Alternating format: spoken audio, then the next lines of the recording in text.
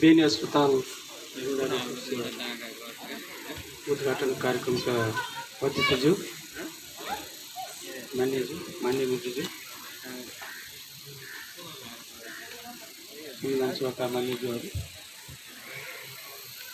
बेनी नगरपालिका का प्रमुखज्यू, जिल्ला समन्वय समिति का प्रमुखज्यू, प्रमुख जिल्लाधिकारीज्यू, विभिन्न राजनीतिक दलका नेता साथीहरू र उपस्थित दाजुभाइ दिदीबहिनीहरू,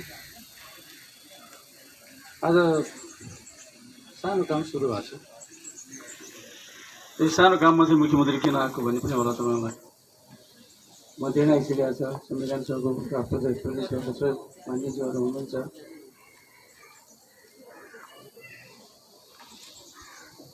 म चाहिँ यो आज हेमोडायलिसिस जो सुरु भएको छ, यसबाट म्याग्दीका आधारभूत जनताहरू, मेहनत गर्ने जनताहरू जो हेमोडायलिसिसको अभावका कारणले धेरै छटपटिराखेका हुन्, उनीहरूको खुसियाली हेर्न मात्रै आएको हो।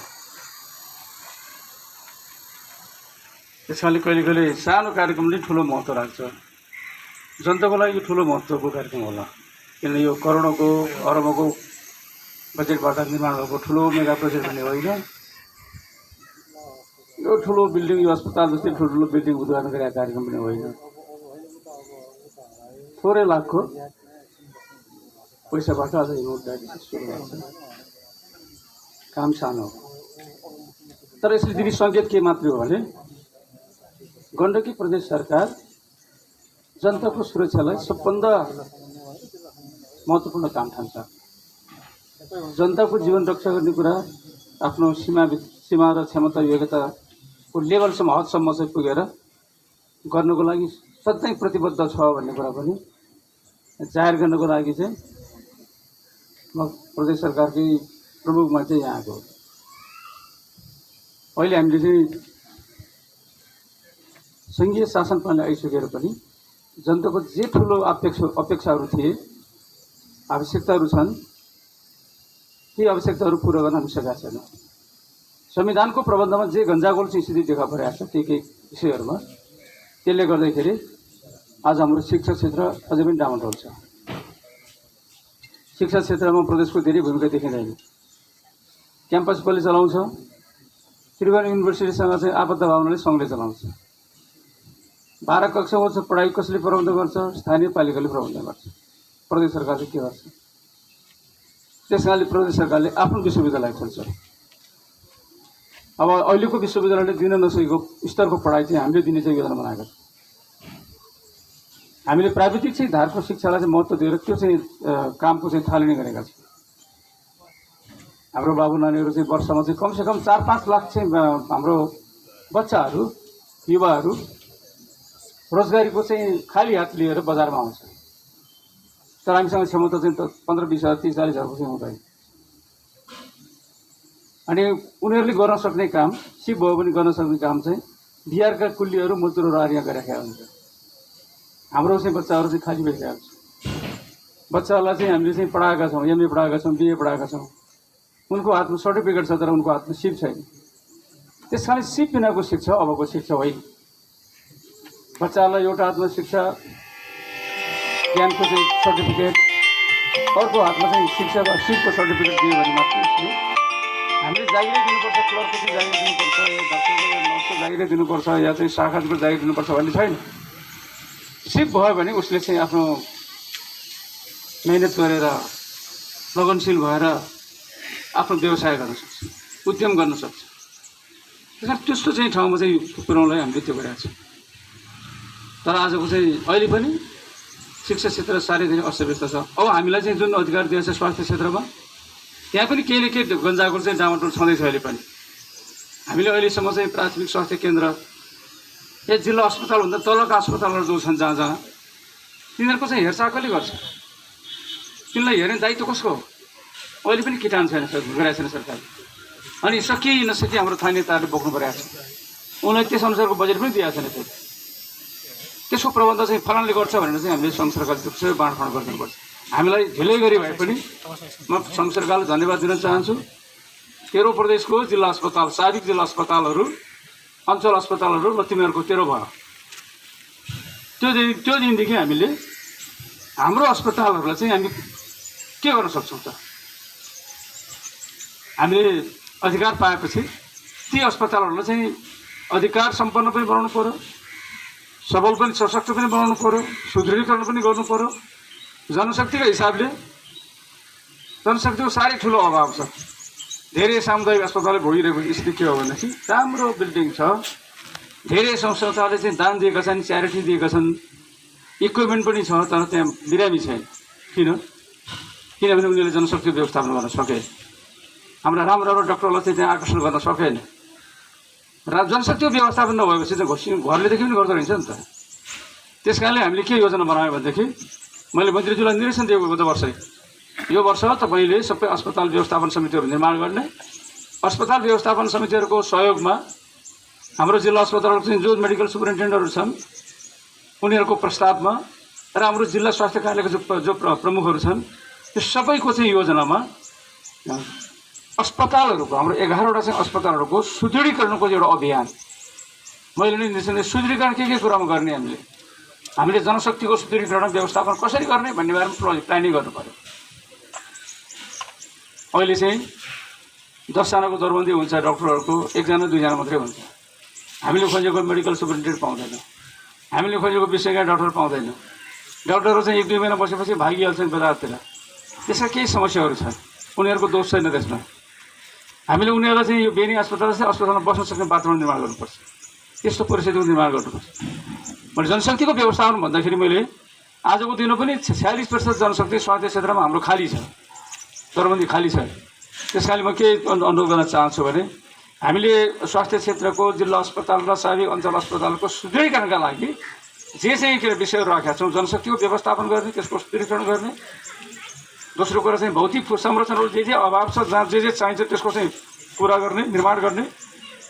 कतिवटा चाहिँ बिल्डिङ चाहिन्छ, कतिवटा चाहिँ क्वार्टर चाहिन्छ, के चाहिँ चिज चाहिन्छ भौतिक पूर्वाधारमा। पानीको प्रबन्ध हुनुपर्ने होला 24 घन्टा, 24 घन्टा बत्तीको प्रबन्ध हुनुपर्ने होला, 24 घन्टा अक्सिजनको प्रबन्ध हुनुपर्ने होला। सायद यहाँ ब्लड ब्याङ्कको धेरै कुरा गरेको छैन, अपरेसन हुने भयो भने ब्लड कहाँबाट ल्याउँछ, कसरी ल्याउँछ। त्यस कारण यो सबै चिज जोडिँदै आउँदाखेरि एउटा एकीकृत जिल्ला अस्पताल रूपमा चाहिँ डेभलप गर्नको लागि जिल्ला अस्पतालमा जनशक्तिको व्यवस्थापन गर्नु पर्यो, पर्याप्त जनशक्तिको व्यवस्थापन, आवश्यक चाहिँ सबै चाहिँ के अरे भौतिक पूर्वाधारहरूको व्यवस्थापन र उपचार गर्दाखेरि डक्टर छ, उपकरण छैन भने केही पनि हुँदैन। फेरि डक्टर पनि छ, बिल्डिङ पनि छ, कोठा पनि छ, तर मेसिन छैन भने, उपकरण छैन भने हुन्छ कि? एक्सरे मेसिन छैन भने भित्र के छ, डक्टरले अनुमानको हरा मात्रै चाहिँ के हो, काम त हुँदैन। हाम्रो बिरामी छ, डक्टर पनि छ, बेड पनि छ, तर डायलिसिस मेसिन छैन भने डायलिसिस त हुँदैन नि। डायलिसिस मेसिन चलाउने चाहिँ हाम्रो जनशक्ति चाहियो, बेग्लै कुरा हो। त्यस कारणले चाहिँ अर्को महत्त्वपूर्ण कुरा चाहिँ स्वास्थ्य क्षेत्र सुदृढीकरणको लागि आवश्यक स्वास्थ्य सामग्रीहरूको, उपकरणहरूको प्रबन्ध गर्ने कुरा। त्यस कारणले तेस्रो कुरा चाहिँ हामीले त्यो भनेका छौँ। चौथो कुरो, यहाँको चाहिँ अरू वातावरण निर्माण गर्नु पऱ्यो। सबैले अस्पताललाई चाहिँ माया गर्ने वातावरण निर्माण गर्नु पऱ्यो। यहाँ चाहिँ एकदम माइलो वातावरण बनाउनु पऱ्यो, एकदम उत्साहित वातावरण बनाउनु पऱ्यो। हाम्रो डक्टरहरू, हाम्रो नर्सहरू, हाम्रो अरू स्वास्थ्य कर्मीहरूले खुलेर चाहिँ 24 घन्टा काम गर्ने चाहिँ वातावरण बनाउनु पऱ्यो। र इन्भाइरोमेन्ट यस्तो खालको व्यवस्थापन हुनु पऱ्यो कि कोही बिरामी आयो भने हाम्रो अहिलेसम्मको प्रचलन छ नि, बिरामी आउँदाखेरि हामी रेस्पोन्सिबल छैनौँ हामी, किन हाम्रो अभाव छ, अव्यवस्था छ। त्यो अव्यवस्था र अभावलाई हामीले हटाउनलाई के गर्नुपर्छ, पर्याप्त चाहिँ उच्च गुणस्तरीय औषधिको व्यवस्था गर्नु। हामी के हुन्छ, हेल्थ पोस्टतिर गयो भने या चाहिँ जिल्ला अस्पतालतिर गयो भने के हुन्छ, अस्पतालमा औषधि नेपाल सरकारले दिने औषधि नै आइपुगेको छैन। हामीले अलिकति किन्ने भनेको त्यो पनि भर्खर हामी टेन्डर गरेका छौँ, कहिले आउँछ। यो त रेस्पोन्सिबल बिरामीलाई चाहिँ तेरो औषधि छैन होइन, बिरामीले त औषधि पाउनु पऱ्यो नि। हामी चाहिँ उत्तर के दिन्छौँ, औषधि नै आइपुगेको छैन, माथि केन्द्र विभाग स्वास्थ्य विभागबाट औषधि नै आइपुगेको छैन। कति पीडा हुन्छ होला त्यो बिरामीलाई। या आज चाहिँ बिरामी चाहिँ के अरे आउँछ, आज चाहिँ फलाना डक्टरै छैन, डाक्टर साहब बिदामा हुनुहुन्छ, डाक्टर साहब चाहिँ बिरामी हुनुहुन्छ। या अहिले दरबन्दी अनुसार डक्टरै पठाइदिएन चाहिँ नेपाल सरकारले, स्वास्थ्य मन्त्रालयले भन्ने कुरा अब सुन्ने चाहिँ स्थिति बनाउनु हामी। संहिता आइसके पछाडि पनि 3 ठाउँमा सरकार भइसकेर पनि यो कुरा चाहिँ जनताले सुन्न पर्यो भने त्योभन्दा दुर्भाग्य जनताले के हुनु। त्यसकारण जनता चाहिँ अस्पतालमा आएपछि उसले डक्टर जुन डक्टरलाई चाहिने हो त्यो डक्टरको चाहिँ जाँच त्यो डक्टरले चाहिँ भेट्न पाएकै हुनुपर्छ, त्यो डक्टरले जाँच्न पाएकै हुनुपर्छ, उसले चाहिँ उसलाई चाहिने चाहिँ जे औषधि हो त्यो पाएकै हुनुपर्छ। त्यो लेभलको औषधि त्यो अस्पतालले दिन सक्ने लेभलसम्मको औषधि त्यहाँ पाउनु पऱ्यो। त्यहाँ चाहिँ बिरामी चाहिँ तपाईँको बिरामी भएर आयो, एक्सरे गर्नु पऱ्यो, सिटी स्क्यान गर्नु पऱ्यो, या चाहिँ केही गर्नु पऱ्यो, या डायलिसिस गर्नु पऱ्यो। डायलिसिस मेसिन बिग्रिरहेको छ, या हामीसँग डायलिसिस मेसिनै पठाएन सरकारले, त्यसैले चिनी पोखरा जानुपर्छ, काठमाडौँ जानुपर्छ भन्ने कुराले हाम्रो जनतालाई पनि के हुन्छ। त्यसैले अनि हामी फेरि भाषण गर्छौँ। मैले जस्तो मात्रै यहाँबाट भाषण गर्छु, कहिले मैले पनि भाषण गरिदिन्छु होला सायद। मैले त्यो भाषण गरिरहेको छु भने तपाईँले चाहिँ त्यसले भुलचुक भएर चाहिँ गरे आऊ भन्ने कुरो बुझ्दैन। म त्यो भाषण पछाडि छैन। स्मार्ट हेड हेडको कुरा भाषण खुवाउने जाँदाखेरि औषधि छैन, जाँदाखेरि बिरामी औषध नपाउने हेल्थ सिस्टम पनि स्मार्ट हेल्थ सिस्टम हुन्छ। जाँदाखेरि डक्टर नपाउने अस्पताल सिस्टममा संस्थामा इन्स्टिट्युसनमा पनि हस्पिटल पनि स्मार्ट अस्पताल हुन्छ। जाँदाखेरि चाहिँ तपाईँको कुनै उपचार एक्सरे मेसिन बिग्रिरहेको छ, या भिडियो एक्सरे मेसिन बिग्रिरहेको छ, या चाहिँ कार्डिक मेसिन बिग्रिरहेको छ, या त भेन्टिलेटरै बिग्रिरहेको हुने औषधि आइसियुमा मान्छे राम्रोसँग स्थित छैन भन्ने चाहिँ स्मार्ट हेल्थ हुन्छ। स्मार्ट हेल्थमा त औषधिको पर्याप्त प्रबन्ध हुनु पऱ्यो, उचित प्रबन्ध हुनु पऱ्यो, जनशक्तिको चाहिँ पर्याप्त हुनु पऱ्यो, त्यसको सेवा चाहिँ एकदम चाहिँ हार्दिक खालको हुनु पऱ्यो, पर्याप्त भौतिक आधारहरू हाम्रो डक्टरहरू चाहिँ नर्सहरू अरू स्वास्थ्य कर्मीले चाहिँ राम्रो सुरक्षित व्यवस्थित खालको चाहिँ आवासमा बस्न पाउने व्यवस्था हुनु पऱ्यो, ताकि ऊ निश्चिन्त भएर काम गर्ने वातावरण बनोस्। र हाम्रो कारणले उसलाई सुरक्षित पनि दिनुपर्छ। मान्छे चाहिँ अस्पतालमा आउँछ, अस्पतालमा कोही ठाउँ त्यसो भएको पनि होला होइन, हाम्रो किनभने हाम्रो नियत पनि त्यति ठाउँ बाङ्गो हुन्छ, नियत बाङ्गो भएको ठाउँ त्यस्तो पनि भएको। तर आम डक्टरले चाहिँ बिरामीले आफ्नो अस्पतालमा आएको बिरामीलाई चाहिँ मार्छ भन्ने कुरा कसरी हुन्छ। तर उपचार गर्दै गर्दा कुनै बिरामी मऱ्यो भने हडताल हुन्छ, डक्टरको जीवनको असुरक्षा हुन्छ, नर्सको जीवनको असुरक्षा हुन्छ, त्यसो ठाउँमा बसेर काम गर्न सक्छ कसरी। त्यस कारण यो सबै चिजको चाहिँ प्रबन्ध आज हामीले गर्नुपर्छ। यदि हाम्रो अस्पताललाई हामी साँच्चै नै स्मार्ट अस्पताल बनाउने भने जनशक्तिको व्यवस्थापन, त्यो जनशक्तिले काम गर्ने वातावरण त्यो सुरक्षित भएको हुनु पऱ्यो। त्यहाँ चाहिने सबै भौतिक पूर्वाधारहरूको निर्माण भएको हुनु पऱ्यो। त्यहाँ चाहिँ चाहिने सबै इक्विपमेन्टहरू प्राप्त भएको हुनु पऱ्यो। त्यहाँ पर्याप्त चाहिँ के अरे औषधि चाहिँ प्राप्त भएको हुनु पऱ्यो। त्यहाँ काम गर्ने इन्भाइरोमेन्ट वातावरण हुनु पऱ्यो। यति भयो भने हाम्रो अस्पताल साँच्चै नै मोडल अस्पताल बन्छ। त्यस कारण हामी जिल्ला अस्पतालबाट मोडल अस्पताल बनाउने अभियानमा छौँ। अहिले हाम्रो चाहिँ लगभग चाहिँ हामी तेस्रो वर्षमा चल्दैछौँ। हामीले पहिलो वर्षको दोस्रो चौमासतिर चाहिँ अस्पताल हामीलाई हस्तान्तरण गरेको हो केन्द्रीय सरकारले, सङ्घीय सरकारले। एक वर्ष हाम्रो त्यतिकै बित्यो हुनु हाम्रो कुनै प्लानिङ भएन। खालि हामीले चाहिँ केही सङ्गठनात्मक संगठनहरू व्यवस्थापन गर्ने काम भएको छ। आजको दिनसम्म हामीले कर्मचारी भर्ना गर्न सकेका छैनौँ। अब हाम्रो लोकसेवा चाहिँ चाँडै गठन हुन्छ। लोकसेवा चाँडै गठन भएपछि हाम्रो स्वीकृत दरबन्दी अनुसारको र हामीले आवश्यक पर्दाखेरि हामीले थपेको दरबन्दी हामीले आइसियु चाहिँ वार्डहरू चाहिँ स्थापना गरेका छौँ। सबै जिल्ला अस्पतालहरूमा 5-5 बेडको, मनाहरूसम्म 3-3 बेडको भनेका छौँ। ती अस्पतालहरूमा आइसियु बेड चाहिँ स्थापना गरेको बापत चाहिने जनशक्तिको व्यवस्थापन हामीले गर्नुपर्छ पर्दैन। त्यो फेरि जनताको धोका हुन्छ। हामीले त्यसको पनि व्यवस्थापन गरिरहेको छ। त्यसलाई 9 करोड 8 लाख हामी विनियोजन गरेका छौँ। आइसियु कक्षहरूको जनशक्तिको व्यवस्थापनको लागि हामीले चाहिँ यो चाहिँ जुन हेमोडायलिसिस गरेको छ त्यो सधैँ यही मेसिन सधैँ घाम जुन रेन्जेलसम्म चल्छ भन्ने होइन नि। भोलि चाहिँ आवश्यक सङ्ख्या थप्नु पर्ने पनि होला, यो बिग्रियो भने मर्मत गर्नु पऱ्यो या नयाँ किन्नु पर्ने पनि होला। यो सारा चिजहरूको प्याकेज प्रोग्राममा चाहिँ हामी लागेका छौँ। त्यस कारण यो प्याकेज प्रोग्राम अन्तर्गत आज हामीले दिल्लीमा 2 काम सुरु गरेका छौँ। एउटा चाहिँ हामीले हेमोडायलिसिसको सुरु गरेका छौँ होइन। अर्को चाहिँ हामीले आइसियु चाहिँ वार्डको व्यवस्थापन गरेका छौँ। अर्को अहिले मन्त्रीले भन्नुभयो खानेपानीको प्रबन्ध हामीले धेरै ठाउँमा पर्वतमा यहाँ अरू सबै जिल्ला मैले भनेको छु भौतिक पूर्वाधार मन्त्रीलाई र चाहिँ सामाजिक विकास मन्त्रीलाई के भनेको छु, तपाईँको अस्पतालमा पानी चाहिन्छ भने भौतिक मन्त्रीलाई भन्नुपर्छ। भौतिक मन्त्रीलाई मैले कुनै पनि जिल्ला अस्पतालमा खानेपानीको अभाव हुन्छ। त्यो विषय गर्दा सफा शुद्ध खानेपानी हुनुपर्छ हाम्रो अस्पतालमा। त्यो चाहिँ कुरा भनेको छु। र हाम्रो जुन चाहिँ आपूर्ति केन्द्रमा भनेको छु कुनै पनि सामान चाहिँ सरकारले निर्णय गरे मुताबिकको सामान सानो पुग्नु पऱ्यो, बेलामा पुग्नु पऱ्यो, क्वालिटीको पुग्नु पऱ्यो, पर्याप्त पुग्नु पऱ्यो। हामीले भने अनुसार पर्याप्त पुग्नु पऱ्यो। पर्याप्त अहिले गर्न सक्दैन, अर्को वर्ष गर्छ। यो चाहिँ यति कुरा चाहिँ तपाईँहरूसँग चाहिँ साट्नको लागि म यहाँ आएको। त्यस कारण हामी अहिले जे गरिरहेको छौँ यो वर्ष हामीले भनेका छौँ साँच्चै नै गरिब जनताहरू अहिले पनि स्वास्थ्य सेवा नपाएर गइरहेको स्थिति छ। भन्दाखेरि हामी चुनावमा जाँदाखेरि हामी कम्युनिस्ट पार्टी हामी गरिबको चाहिँ हित गर्छौँ, हामी जनताको हित गर्छौँ, शिक्षामा यो गर्छौँ, स्वास्थ्यमा यो गर्छौँ, यहाँ त्यहाँ अझै इत्यादि भाषण गर्छौँ। व्यवहारमा अब चाहिँ मन्त्री भएपछि चाहिँ गर्नुपर्छ पर्दैन। त्यस कारण आज चाहिँ स्वास्थ्य बिमाको स्थिति कहाँ पुगेको छ? दार्जिलिङबाट चाहिँ चितवनबाट सुरु भएको त्यो स्वास्थ्य बिमा चाहिँ आज कहाँ छ? अहिले पनि त्यो स्वास्थ्य बिमामा सरकार चाहिँ बेखर जस्तो देखिन्छ। यो वर्ष हामीले भनेका छौँ हाम्रो गण्डकी प्रदेशको अहिले सबै नागरिकले गर्न नसके पनि अहिले हामी गरिबीको रेखामुनि रहेको चाहिँ हाम्रो 14% जनताहरूको चाहिँ स्वास्थ्य बिमा गण्डकी प्रदेश सरकारले गर्छ प्रत्येक घरको भनेर हामीले चाहिँ घोषणा गऱ्यौँ। हाम्रो त्यो घोषणालाई हामीले त्यो प्रस्ताव चाहिँ सङ्घीय सरकारलाई पठायौँ। सङ्घीय सरकारले पनि प्रदेश सरकारहरूसँग मिलेर यो वर्ष हामीले चाहिँ स्वास्थ्य सेवा चाहिँ बिमा सेवा चाहिँ प्रभावकारी ढङ्गले लागू गर्ने भनेर भनेको छ। त्यो चाहिँ जनताले चाहिँ निःशुल्क सेवा पाउने, स्वास्थ्य सेवा पाउने कुरा उसको अधिकारको कुरा। निःशुल्क शिक्षा पाउने, शिक्षाको लेभल होला, युनिभर्सिटीसम्मको शिक्षा हो कि हायर एजुकेसनसम्मको चाहिँ शिक्षा हो कि या चाहिँ तपाईँको ब्याचलर लेभलसम्मको कलेज लेभलसम्मको शिक्षा हो कि त्यो शिक्षा कुन लेभलसम्मको तर शिक्षा चाहिँ निःशुल्क हुनुपर्छ, अनिवार्य हुनुपर्छ। त्यसको लागि राज्यले चाहिँ थुप्रो लगानी गर्नुपर्छ।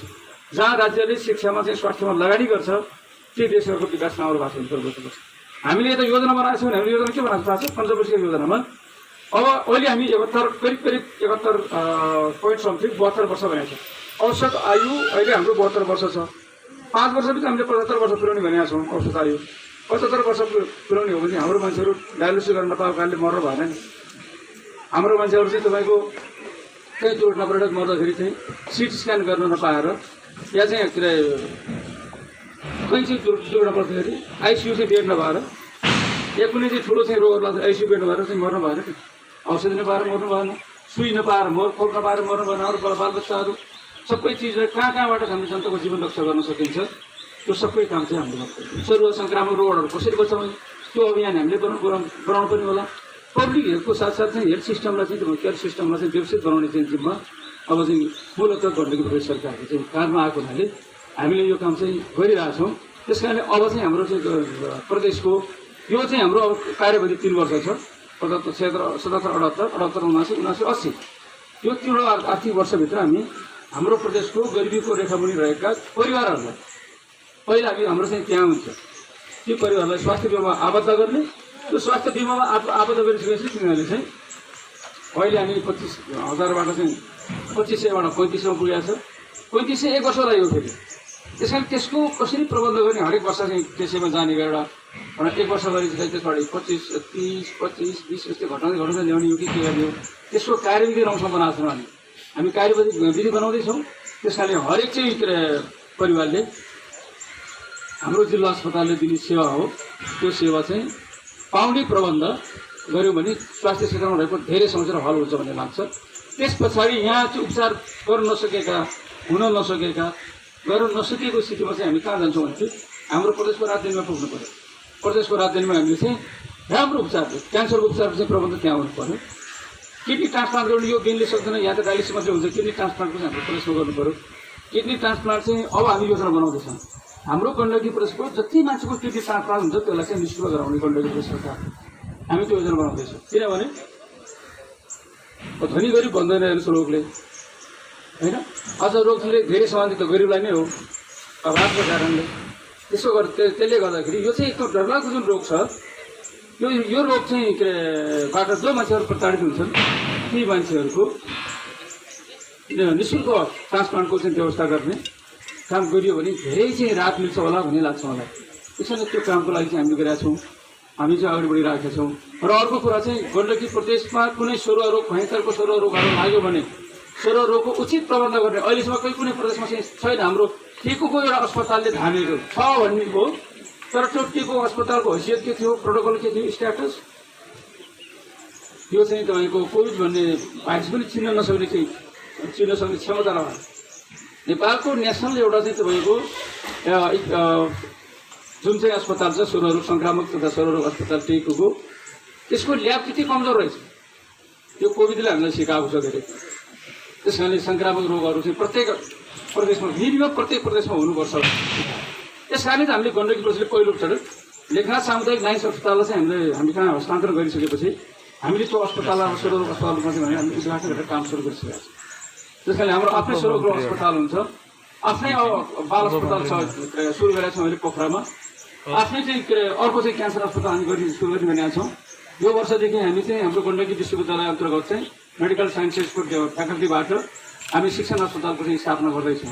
त्यो नेपाल सरकारको प्रत्येक प्रदेशमा शिक्षण अस्पतालको व्यवस्था गर्ने स्थापना गर्ने भनेको छ। हाम्रो प्रदेश त्यस्तो प्रदेश छ जहाँ शिक्षण अस्पताल छैन। 5 नम्बर प्रदेशमा 2 करोड शिक्षण अस्पताल, 3 नम्बरमा त शिक्षण अस्पताल छ, हाम्रो प्रदेशमा छैन। त्यस कारणले चाहिँ हामी सङ्घको चाहिँ सहयोगको पनि अपेक्षा गरेका छौँ, तर हामी भर परेका छैनौँ। आशा गरेका छौँ, भर परेका छैनौँ। तर उसको पनि पोलिसी भावनाले हामीले चाहिँ हाम्रो नाम काम गर्छौँ सहयोग गर्छ भन्ने आशा त गरेका छौँ होइन। तर उसको आशा मात्रै भएर हामीले यो काम सुरु गरेका छौँ। हामी यो वर्ष चाहिँ हामीले शिक्षण अस्पताल सुरु गरेर एउटा चाहिँ तपाईँको क्वालिटीको चाहिँ मेडिकल चाहिँ इन्स्टिट्युसन खोलेर हामी चाहिँ हाम्रो गण्डकी प्रदेशमै एमबिबिएस पढ्ने, बिडिएस पढ्ने यति के हुन्छ होइन, अहिले यो पढाइ चाहिँ सुरु गर्ने चाहिँ स्थितिको निर्माण गर्न चाहिँ हामी खोजिरहेका छौँ। र यो चाहिँ गण्डकी प्रदेश सरकारको तर्फबाट गर्नुपर्ने कामहरू चाहिँ हो। त्यस कारणले स्वास्थ्यको क्षेत्रमा यी कामहरू गरेर मात्रै हामीले आजको चुनौतीहरूको सामना गर्न सक्छौँ। आजको जनताको अपेक्षा र आकाङ्क्षाहरूलाई चाहिँ पुरा गर्न सक्छौँ। यो क्रममा गण्डकी प्रदेश सरकार चाहिँ तत्वसित भएर आफ्नो क्षमता, योग्यता र स्रोत साधन चाहिँ भ्याएसम्म म्याक्सिमम चाहिँ अप्टिमम लेभलसम्म चाहिँ लागेर ऊ चाहिँ काम गरिरहेको छ। त्यस कारणले यो चाहिँ काममा चाहिँ हामी हाम्रो चाहिँ बजेटको चाहिँ अभावको कारणले कहीँ रोकिनुपर्छ भनेर चिन्ता लिएर हामी कता अरू चाहिँ तपाईँको लबिङ पनि गरिरहेको छौँ नेपाल सरकारसँग र इन्टरनेसनल कम्युनिटीसँग पनि हामीले चाहिँ धेरै ठाउँमा चाहिँ कुराकानी पनि गरिरहेका छौँ। र हामीले साथसाथै यो चाहिँ स्वास्थ्य स्तरको यो काम गर्दा गर्दै अघि धेरै चाहिँ तपाईँको बेरोजगार युवाहरू भएको ठाउँमा हामीले प्राविधिक र चाहिँ सिपमूलक तालिमको शिक्षाको चाहिँ व्यवस्था गरिएन भने हाम्रो चाहिँ रोजगारीको समस्या हल हुँदैन भनेर कमसेकम स्वरोजगारको चाहिँ अवसरहरू सिर्जना गर्नका लागि, रोजगारीको अवसरहरू सिर्जना गर्नको लागि हाम्रो आफ्नै प्राविधिक शिक्षालय र चाहिँ तालिम केन्द्र चाहिँ हामीले खोल्दैछौँ। त्यसको लागि हामीले नेपाल सरकारबाट जग्गा प्राप्त गरेर हामी सुरु गर्दैछौँ, कोर्स बनाउँदैछौँ र त्यसमा हाम्रो धेरै चाहिँ आधारभूत चाहिँ तहका तालिमहरू हाम्रो चाहिँ ग्रामीण चाहिँ क्षेत्रका गरिब चाहिँ परिवारका युवाहरूले निःशुल्क चाहिँ तालिम पाउँछ, सिपको चाहिँ सिक्ने चाहिँ सुविधा पाउँछ, अवसर दिनेछौँ र अहिले उपल्लो लेभलको चाहिँ हामीले केही न केही शुल्क लिएर सञ्चालन गर्ने र क्वालिटीको गर्ने र विदेशमा जानु पऱ्यो पनि हाम्रो बाबु नानीहरूले चाहिँ विदेशमा जाँदाखेरि पनि अरू देशको नागरिक सरहको तलब पाउने गरेर हाम्रो यहाँ चाहिँ तपाईँको सिपको चाहिँ विकास गराउने, उसको चाहिँ क्षमताको अभिवृद्धि गराउने चाहिँ काम गर्न सकियो भने स्वदेशमा बसेर पनि उसले आफ्नो चाहिँ इनकम गर्न सक्छ, आफ्नो उद्यम व्यवसाय चलाउन सक्छ, उसँग चाहिँ कुनै क्रिएटिभिटी चाहिँ हुन्छ र विदेश जानु पऱ्यो पनि उसले चाहिँ तपाईँको अरूले 1000 फिलिपिनोहरू चाहिँ एउटा कम्पनीमा काम गर्छ, उसले 1000 रुपियाँ पाउँछ, 1000 डिनर पाउँछ उसले। अब अरू चाहिँ इन्डोनेसियाको मान्छे आउँछ, उसले 900 डिनर पाउँछ, नेपालीले 400 डिनर पाउँछ। हामीसँग बल मात्रै छ, हामीसँग सिप छैन। त्यस कारणले हामीले सिपयुक्त चाहिँ बनाएर पठाउन सक्यो भने फिलिपिनोसँग चाहिँ हाम्रो नागरिक पनि तान्दिन सक्छ, उसको तुलनामा जान सक्छ। त्यसमा त्यहाँ पनि हाम्रो चाहिँ खालि नराम्रो काम, थोरी काम, खतरापूर्ण काम मात्रै गरेर बस्नुपर्ने सुनिश्चित छ। त्यसबाट मुक्त भएर कमसेकम त्यहाँ पनि एउटा चाहिँ डिसेन्ट वर्क भन्छ नि, मर्यादित काम चाहिँ पाउन सक्छ। त्यो प्रबन्ध चाहिँ हामी गर्न लागिरहेछौँ। त्यस कारणले चाहिँ अहिले चाहिँ हामी यो कुरा पनि हामीले यस्तो कार्यक्रमहरूबाट जानकारी गराएर मात्रै धेरै चाहिँ पोलिसीको कुराहरू थाहा हुन्छ। हामीले नेपालमा चाहिँ वेबसाइटमा बनाएको छौँ, हाम्रो मन्त्रालयका मन्त्रीहरू या चाहिँ सचिवहरू चाहिँ वेबसाइटमा हालेको छ, अरू सबै नीतिका कुराहरू भन्नुहुन्छ होइन। वेबसाइट कतिले पर्छ न, 24 लाख जनतामा कति लाग्नु पर्छ वेबसाइट, कति लाग्ने खोल्न सक्छ, त्यो खोल्न जाने छ। त्यो मोबाइल जस्तो चिज त होइन। मोबाइलमा चाहिँ फोन गरेर अरूले गरे फोन हेलो भन्ने मात्रै होइन, धेरैले प्रयोग गर्ने मोबाइल त्यति मात्रै हो नि। त्यो सबै चाहिँ चलाउन जाने स्थिति हामीले बनाउने स्थिति बन्यो भने हाम्रो चाहिँ नागरिकले रोजगारी पाउन सक्छ, स्वरोजगारको चाहिँ अवस्था सृजना गर्न सक्छ। यसमा पनि गण्डकी प्रदेश सरकार जतातिर गरेर लागेको छ। अरू चाहिँ तपाईँले हामीले यो प्रदेशमा चाहिँ यो वर्ष चाहिँ हामीले जुन यो कोरोनाको कारणले जे खालको समस्याहरू भोग्नु पऱ्यो, म फेरि पनि दावाका साथ भन्न चाहन्छु, भगवान्ले पनि हामीलाई साथ दिएकै छ भन्नुपर्छ होला।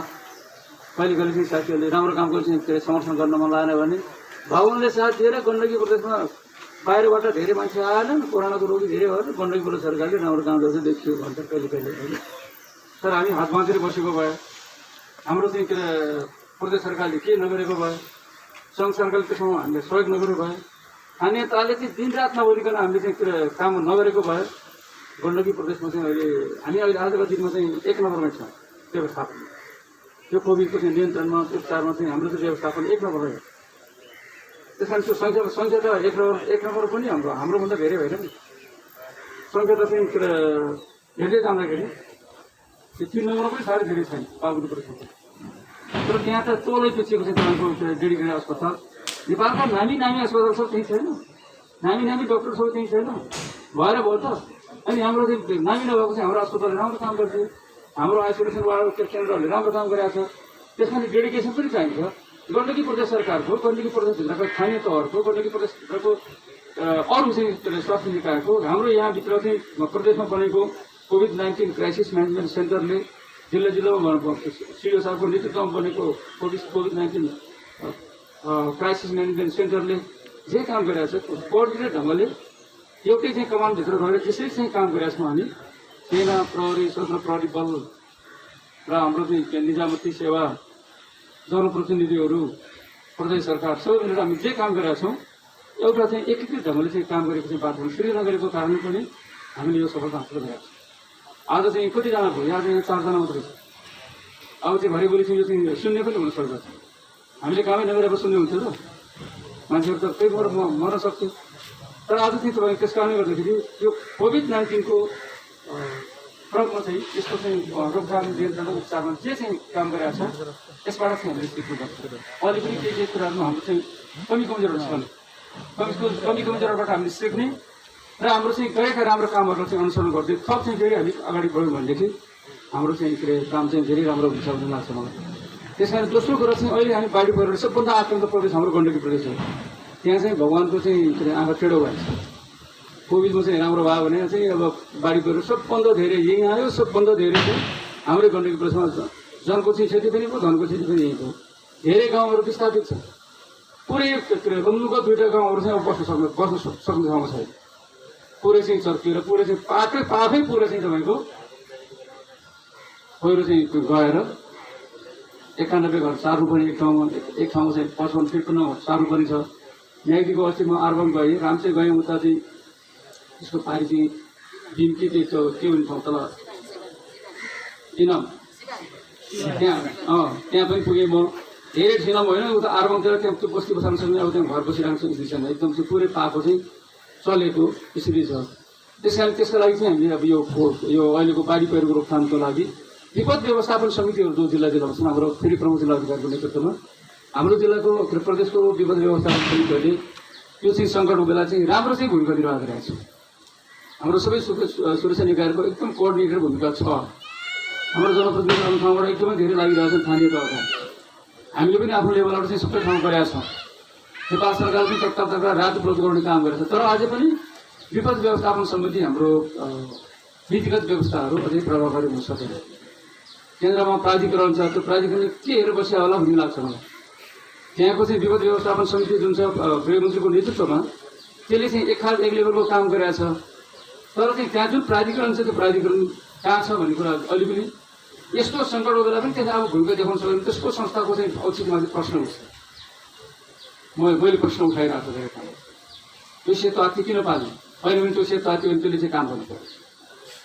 हामीले एउटा चाहिँ नयाँ पोलिसी बनाउनु पर्यो। यसबाट चाहिँ गण्डकी प्रदेश सरकारले देखाएको चाहिँ के छ भने करिब चाहिँ एकै छैन मेरो चाहिँ दिमागमा अहिलेसम्म, तर हामी 300 देखि 500सम्म घरहरू अब चाहिँ बस्न नहुने सिचुएसन या पुलिसहरू या टोटलमा ध्वस्त भत्किसक्यो या चाहिँ घर जस्ता जस्तै छ तर त्यो चाहिँ टापु बनेर बसेको छ पहिरोको, त्यहाँ अब त्यो परिवार चाहिँ गएर बस्न सक्दैन। त्यस्तो घरहरू चाहिँ कम्तीमा 300 देखि 500सम्म चाहिँ छन् होला। त्यति घर चाहिँ यसबाट हामीले बनाउनु पर्नेछ। मैले चाहिँ भनिसकेको छु, एलान गरेको छु गण्डकी प्रदेश सरकारले यसबाट चाहिँ यो 77-78को बाढी पहिरोमा जसले आफ्नो घर चाहिँ घर गुमायो, जसले आफ्नो परिवार गुमाउने कुरो छ, परिवार गुमाउनेलाई चाहिँ राहत दिएकै छौँ, समुचित राहत दिएकै छ होइन। त्यस्तो चाहिँ घरहरू चाहिँ परिवारको चाहिँ घर चाहिँ सरकारले गरेको। किनभने हामीले चाहिँ घर नहुनेलाई चाहिँ घर बनाइदिने भनेका छौँ, आवास नहुने आवासको व्यवस्था गर्ने भनेका छौँ, घाँस बाँसको कपासको व्यवस्था गर्ने भनेका छौँ। भनेको कुरो चाहिँ गर्दै जाने, सबै एकै दिन सकिँदैन होला। भगवान्ले त एकै दिन सक्दैन, भगवान्ले सबैलाई चाहिँ 100% न्याय दिन सक्दैन। यो गण्डकी प्रदेश सरकारले एकै दिन सबै कुरो सक्छ भने दावा होइन मेरो। तर काम सुरुवात गर्नु पर्यो बुटफेडका साथ, असल नियमका साथ, जनताको चाहिँ सोच चिताएर काम गर्नु पर्यो। त्यो काममा चाहिँ हामी लागिरहेको छौँ। यो वर्ष यो पटक अब हामीले हाम्रो चाहिँ मन्त्री परिषदबाट एउटा यस्तो कार्यक्रम बनाउँछौँ। हाम्रो भूगर्भ शास्त्रीहरू रहेको भूगोलविदहरूबाट हामी एउटा कार्यदल बनाउँछौँ। त्यो कार्यदलको रिपोर्ट लिन्छौँ हामी। त्यसको आधारमा ती गाउँहरू कुन कुन गाउँहरू अब बस्न लायकका छैनन्, भविष्यमा पनि बस्न हुन्न र बस्न लायकको अरू चाहिँ राम्रो ठाउँहरू चाहिँ रोजेर हामीले ती ठाउँहरूको चाहिँ घरहरू बनाइदिनुपर्छ। त्यसको लागि हामी प्रतिबद्ध जाहेर गरेका छौँ। नेपाल सरकारले पनि अस्ति एउटा निर्णय गरेको छ भने मैले सुनेको छु।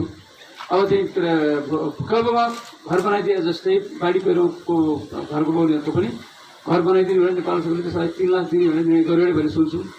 त्यो गरे अब त्यो नेपाल सरकारलाई धन्यवाद दिन चाहन्छु। त्यसमा थप गरेर 2 लाख थप्नु पऱ्यो, 2 लाख थप्ने, 4 लाख थप्नु पऱ्यो, 4 लाख थप्ने, 10 लाख थप्नु पऱ्यो, 10 लाख थप्नु पर्ने, के चाहिँ प्रोटोकल बन्छ हाम्रो, के चाहिँ कार्यविधि बन्छ, त्यसलाई थपेर हाम्रो गण्डकी प्रदेशको यो बाढी पहिरोको कारणले घरबारविहीन भएका जनतालाई घरबारको चाहिँ व्यवस्था गरेर पुनर्स्थापना गर्ने काम चाहिँ हामीले गर्छौँ। तर पुनर्स्थापना हुन चाहिँ अझै पनि घर बनाइदिन सरकारको काम कहिले जाला काम भन्थ्यो। पहिले राजाको काम भन्थ्यो, अहिले राजा छैन। अहिले राजा ठाउँमा सरकारै छ भन्नु पऱ्यो। सरकारको काम कहिले जाला काम भने अरू खाँदैन। काम चाहिँ हाम्रो ढिलो हुन्छ सरकारको पनि। त्यस कारण सरकारको काम कहिले हामीले भनेको जस्तो छिटो र रफ्तारमा पुग्न सकेन भने पनि र त्यसो हुँदाखेरि अलिक ढिलो भयो भने 2 वर्ष लाग्न सक्छ, 1.5 वर्ष लाग्न सक्छ। घरहरू बनाउनुको लागि 3 वर्ष पनि लाग्न सक्ला होइन। भूकम्पको 72 साल 5 वर्ष पुगेर कतिपय ठाउँ अझै पनि घर बनाउन सकेका छैन, घर बनिसकेका छैन। काम गर्दै जाँदाखेरि यो हाम्रो मात्रै कुरा भइरहेको छ। अमेरिका जस्तो सर्वोच्च विकसित भएको मुलुकमा पनि त्यो आँधीहरू चाहिँ क्षति पुऱ्याएको चाहिँ ठाउँमा चाहिँ 7 वर्ष 10 वर्ष लगाइरहेको छ पुनर्स्थापना गर्नको लागि। त्यस कारणले यो त 5-6 दिन लाग्यो। आर्मीको हेलिकप्टर एक दिन मैले लिएर गएँ, अरूबाट चाहिँ सामान नहोस् भनेको छ, फेरि दुरुपयोग हुन्छ भनेको छ। त्यस कारणले यो रेस्क्यु मात्रै गर्ने भने उद्धार मात्रै गर्ने भनेको छ भनेर फेरि फेरि आर्मीको चिफसँगै कुराकानी गरेर त्यो चाहिँ त्यहाँको जनताहरू भोकै हुनलाई भोको जनतालाई चाहिँ अन्न पुर्याउनु पनि रेस्क्यु नै हो, रात मात्रै होइन भनेपछि बल्ल लु त मैले भनिहाल्नु भयो, यो कुरा हामी गर्छु, कुराकानी गर्छु गरेर ढिलो पनि भएको छ नि। कतिपय कुरा बेला पनि ढिलो भएर मान्छे मर्या पनि छ। हामीले एयरलिफ्टबाट चाहिँ हाम्रो दिदीबहिनीहरूले बस्ने कुरा गरिरहेको छ, तर लाँदा ढिलो भएर चाहिँ मर्या पनि छ नि। त्यो हाम्रो चाहिँ तपाईँको कमजोरी भन्नुपर्छ। बेलैको थाहा पाइएन या धेरै